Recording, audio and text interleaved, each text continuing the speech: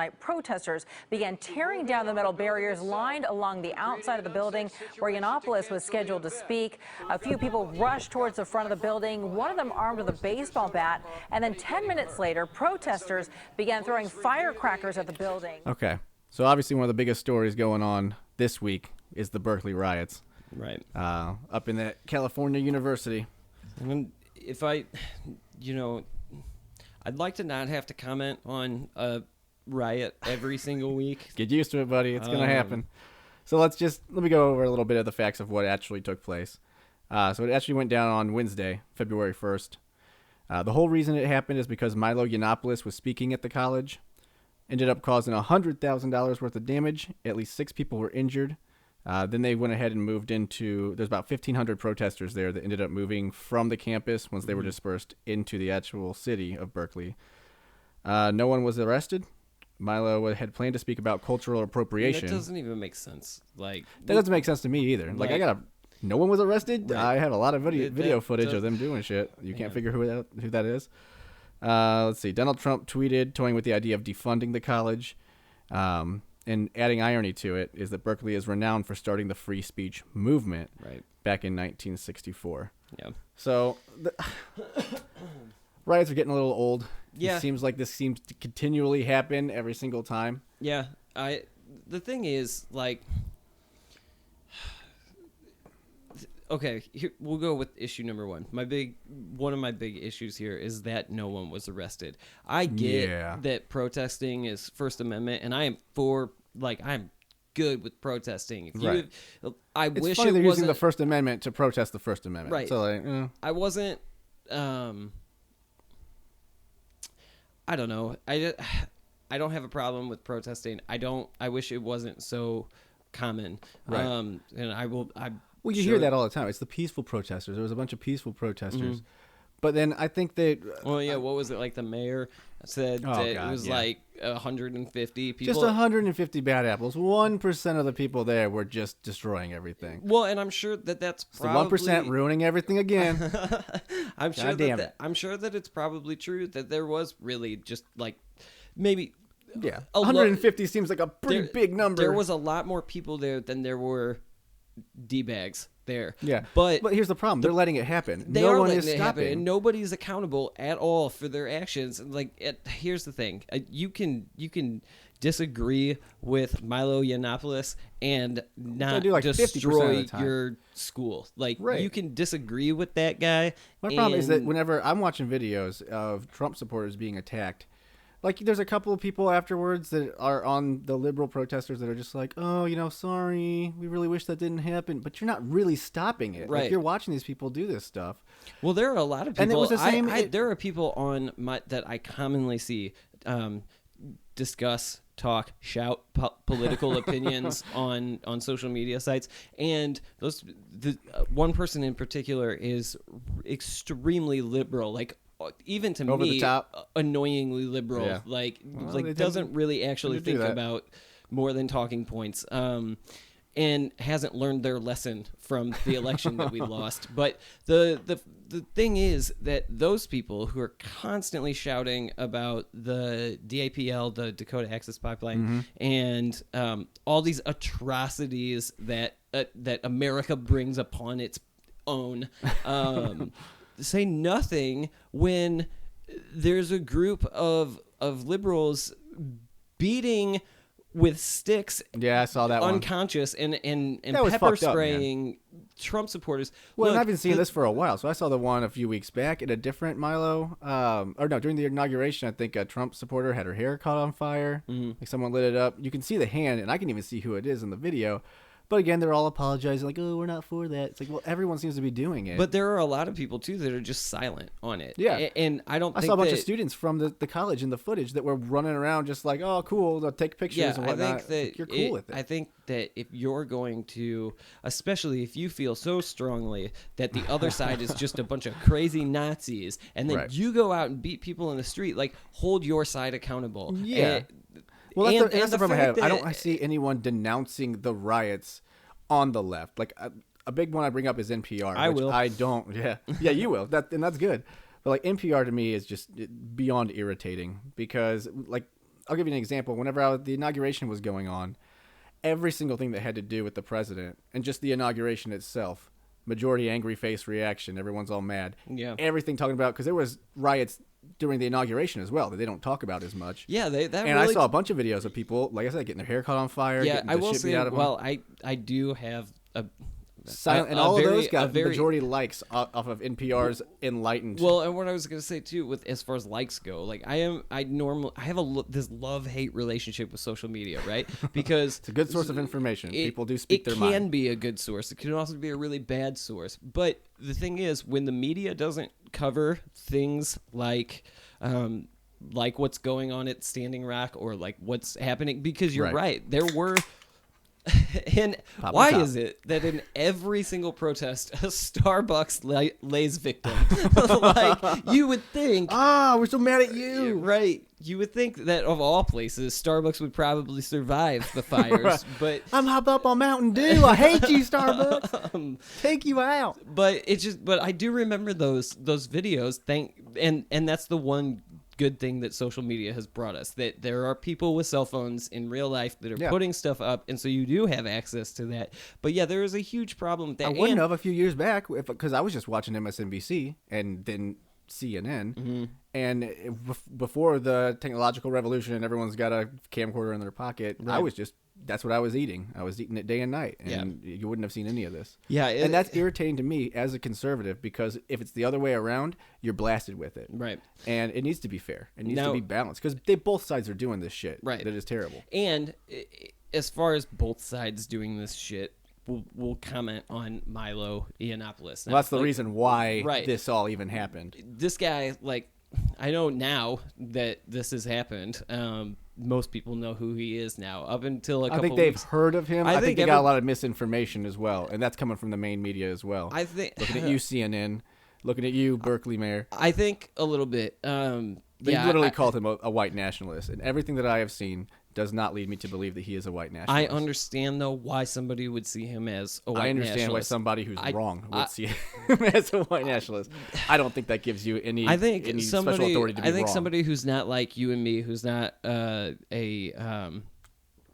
political news junkie. Well, obviously, our listeners are very well informed, since they're listening to us, right. So they're excluded as well. But I do think that somebody that doesn't follow up on things day to day, minute to minute, for fun, like that's what I do for entertainment. I play Xbox once a week and I watch the news like every other minute of the week. So I think that not just because of the media, because you don't have to use the media to think this guy is a white nationalist. If you look at your own perspectives, I can see where they could get to that conclusion. I see where you can get to that conclusion. Does that mean that you should stomp on his right to say what he says? No. And the fact, and I think a lot of what he says is thought provoking. I disagree with half of it. Will probably shock a few liberals, but I'm shocked. I don't think that he is a white nationalist. I think that he's a jerk sometimes. He's definitely an asshole. And I think that if he is, I wouldn't even say that I think that he's racist. I think if he is racist, he backs up, he gives you data for how he gets to this conclusion. So maybe he's racist, and maybe he's playing it off as it. I don't think he's racist. I just think that he's come looking at the same data set as him, which he is very quick to cite. Mm-hmm. He's pretty good about that. That I come to a different conclusion, even while hearing his own arguments. Right. 50% of the time. The other 50% of the time, I'm in agreement with him, and I say, okay, that makes sense. Good on you. The other part, I'm just like, when it comes to the Bible, when it comes to a few of the other things that he says, his thoughts about himself being gay, right? Interesting one. And taking an anti-gay pill and thinking that if the straights are better than gays, he literally said the exact same thing. Yeah. Can't walk your way out of that one. No. So I disagree with that. Yeah. And I understand why people can get offended by it, but that's kind of the point. We're saying that you need to. He has the right to say it. You have the right to listen to his arguments and disagree with his conclusion. Yeah. As I did. And I think, I do. Look, I'm not a huge fan of his. I do. There are things that he has said not typically on race relations. I don't Yeah. want to buy in. It's not that I agree or disagree with his points. I don't want to buy into that stuff because I don't need Milo Yiannopolos to tell me what ethnic or what race relations are in Sweden and Norway. Like that doesn't. Okay. He's from the UK, so occasionally he brings that up. You know, he brings up statistics from the UK. So I think he has some good points on feminism. Like I do too. I think that I don't go too far into him because he's such a polarizing character that like I really don't want to touch him. And most anyway. of the things that I've watched and were in agreement with were from quite a while back. Right. Here lately, it seems like he's kind of given more into the drama. He's less on the facts. He's more into the fact that he's Milo Yiannopolos. Right. And now I will say that for a guy with the rhetoric that he spreads, like maybe don't have your hair bleached blonde with your white pasty skin and stand up there with. Are you judging him? No, I'm just saying that like he's a judger. He is the ideal Aryan. So so I could see how somebody out there would be like, wow, look, and now that there's I have Hitler's wet dream, and he's and he's spouting the rhetoric. So and I don't think that he's he spouting is. rhetoric. Yeah, exactly. I do not think so. I don't think he is. Now Richard Spencer. I have actually watched the. I didn't realize that he was the dude that was standing up after was it Trump's win? That was "Hail our president." Yeah, holy fuck! Yeah, that guy was Richard Spencer.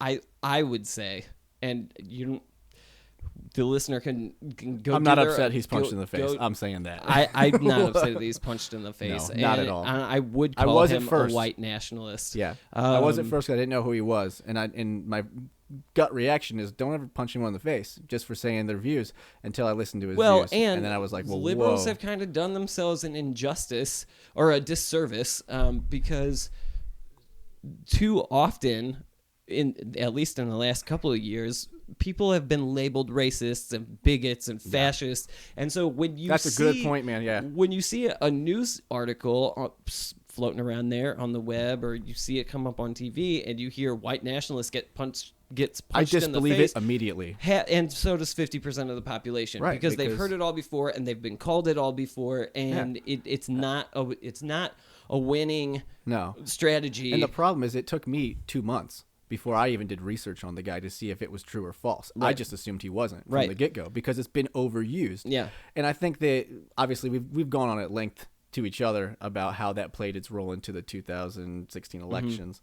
But I think that coming forward, the problem that the left had is they called everybody racist. Right. And it wasn't true. Right. But I think the right is too quick to dismiss that there is a bit of truth, that there are racists who have been emboldened, and we need to get them out now. Yeah, I think you're right. I think we just need to disavow. We don't need to shut them down. We don't need to say they can't say whatever the fuck they want to say. Does David Duke have the right to endorse Trump? Yeah. Yeah, he does. Should Trump disavow him? Probably yes, he should. So. Yeah, he probably should, because it's not a good look. Right. And he did do that, but still. You bolster those guys up, and those are not the voices, because then it becomes easy for the other side. Yeah. You set yourself up. You tee it up for them. The other side can now say, look, the KKK endorsed him, so... Now, I still think that is the silent minority of the right party. I think that the opposite side for the left, that the real extremists and whatnot, they're the vocal minority. So they're still the minority, but they're just, for whatever reason, they're allowed to do... I think, though... Liberals aren't really willing to disavow them yet. And that's what I think is a huge issue. I agree with you. I do think, though, that the reason that that the vocal minority, I think they're both vocal minorities, and but I don't think the racist side is brought down a bit. They want to call everyone racist, but I don't think they really are. I think they are brought down a little bit, but I think they're louder now than they were before the 2016 election process. That's what we got to watch out for. That's where liberals got nervous and started labeling everybody that disagreed with them. They overplayed their hand. They overplayed their hand big time, and I think they do it with Milo Yiannopolos. Richard Spencer. Here's the thing. It's tough for me because we said a minute ago, like, I don't mind that he was punched in the face, and I don't mind when Sorry, guys. when Nazis are punched in the face. At the same time, he's doing a Nazi symbol, dude. At the same time, though, do your own homework and figure out who these guys are, because you can look at Yiannopolos in certain videos, or you can misconstrue what he's saying, or you can simply disagree with him and not have to set fires. That doesn't do anything except put the entire country on edge, not on edge, but it puts them off your side. And I'm a dude who would typically, like, I'm a guy who outspokenly said the riots in Ferguson were a good thing. The riot in I said the same thing. The riot in Berkeley, not a good thing. No, because it's a different issue. And now you're upset that a guy gets to come up and disagree with you, right? And that's that's totally different, yeah, from what originally Black Lives Matters was, which was trying to help out, which with has the police also shootings. overplayed its hand. It is now, yeah. They've come to that one video said where it's like we probably have very different prescriptions for how to fix these things. I agree with what Black Lives Matters is trying to do. I disagree with how they're doing it. Yeah. So it's the same thing with these protests. I mean, I don't think he makes. I don't think he makes only bad points, and I don't think he makes only good points. Like, there's a lot of bad points that Milo Yiannopolos has made, and I definitely understand why people would be offended. I understand why people would be up in arms.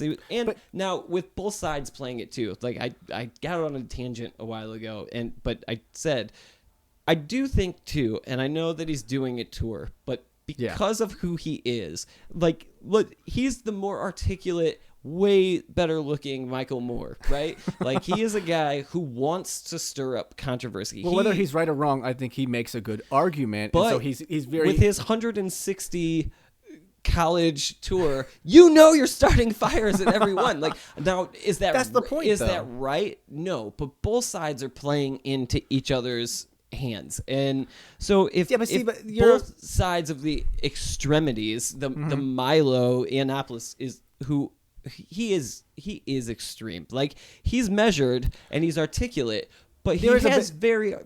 Yes, and there's a lot of satire that goes into his thing, and it is provocative is the best word for it, because it is. And I think that a lot of comedy in times have been provocative, and you can tell when he's doing it for a laugh and when he really means it.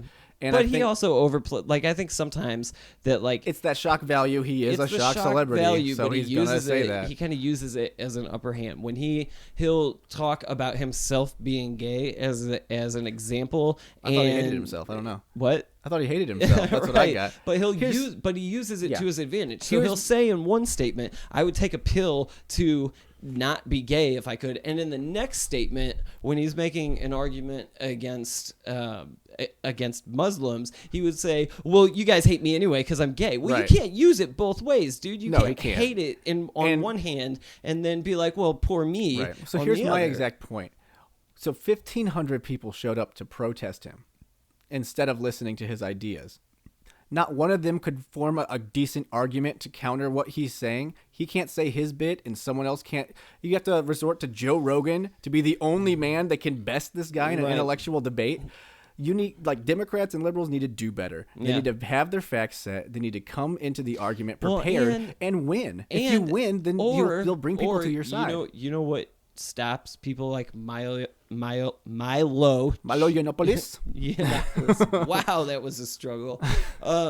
What stops people like him from showing up to a college campus near you is turn him off. You don't even have to show up to debate him. You can just turn him off, and he doesn't. I don't think that's the right idea either, because then you're just not hearing viewpoints. I'm glad I listened to everything that he said. I'm glad that I listened to him too. Because you don't hear that stuff. If you get so offended that you just can't then you handle need to turn it off. Before you start breaking windows at Starbucks, turn off the monitor. Like, and you I think don't he's have right to say, to what it. are you doing in higher education? Because higher education is about challenging your preconceived notions of the world and expanding your mind and learning, absorbing knowledge. And you can't do that whenever you live in a bubble. And that's what we're seeing too much in college campuses, is they just want to be told whatever they're comfortable with and escape anything that might be a differing reality. You know, I think at the end of the day, as far as liberals are concerned, I get it. I totally understand why you don't like this guy.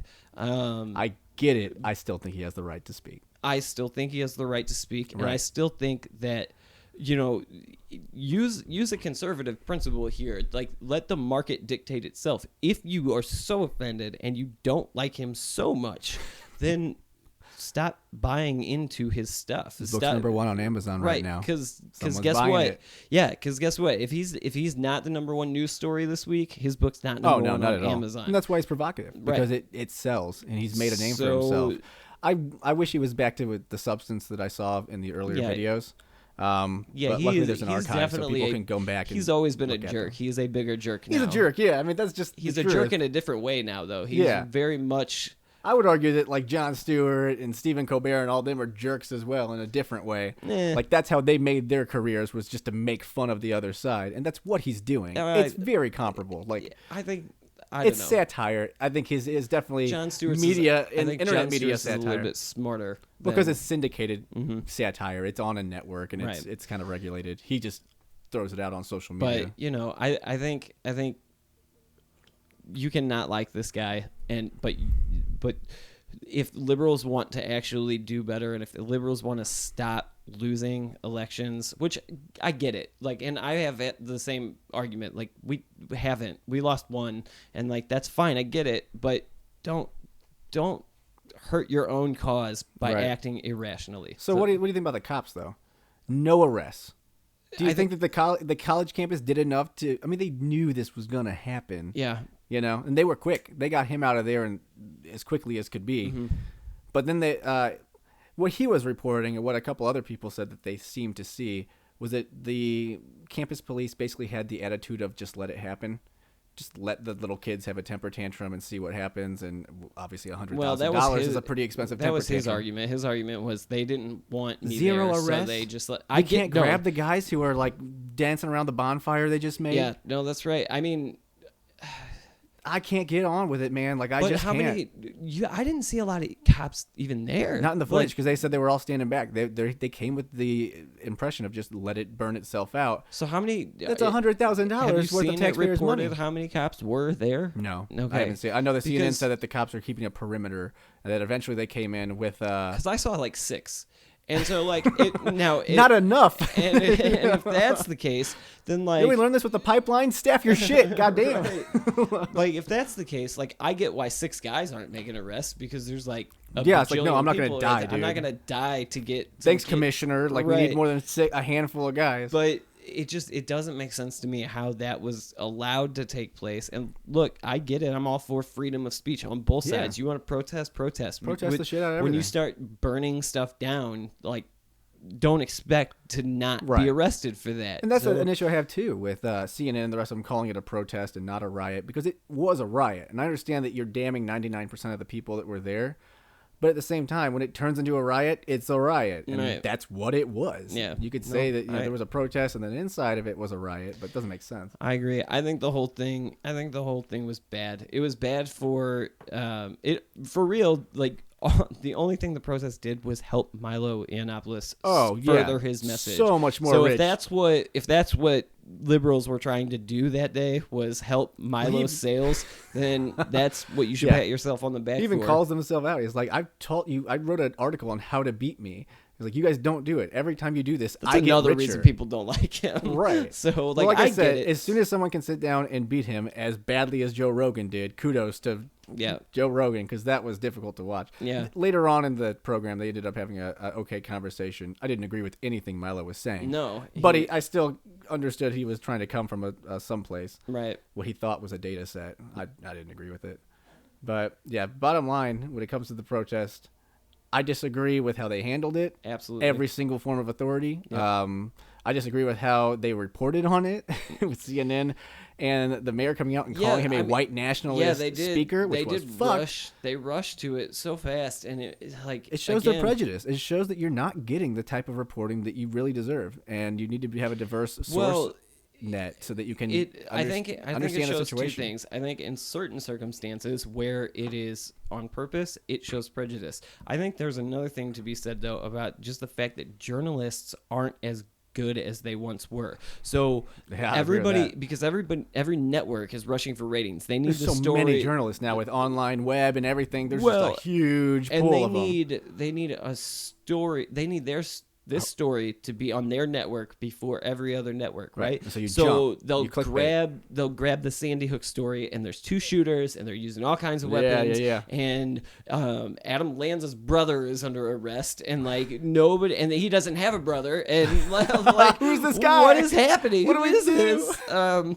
So We don't care. It's a good story. right. So I think that when this happens, because look, people knew Milo Yiannopolos by name, but they didn't know his work until colleges started burning down. Yeah. So I can see people from media networks going to Facebook, typing in this guy's name and being like, well, it's overwhelmingly decided that this guy is a Nazi, so we're Right. going to run with that story. That's bad journalism. Right. Media, Do a hold couple yourself clicks. accountable for that. That's something Philip DeFranco says constantly. He was like, I spend 5 minutes and I do better reporting than all of these syndicated news networks. Right. Like, Yeah. it's So ridiculous. I agree with you. It's not that hard. Although Although I made a mistake, so it is actually that. right. I'm just kidding. It's totally hard. We're not journalists though, so we're just yelling true. at them.